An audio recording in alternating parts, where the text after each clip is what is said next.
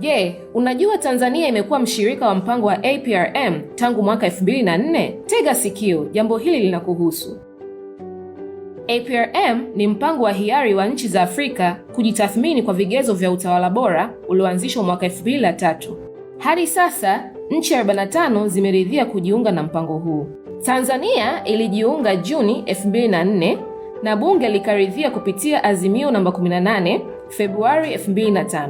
Dhumuni la msingi la APRM Tanzania ni kuhamasisha mapokeo ya dhana ya utawala bora kwa kutekeleza sera, taratibu na kuzingatia viwango vinavyokubalika kimataifa ili kuhakikisha kuimarika kwa hali ya kisiasa, kuongeza kasi ya ukuaji wa uchumi, uhakika wa maendeleo endelevu na kuharakisha mtangamano wa kikanda na bara zima la Afrika.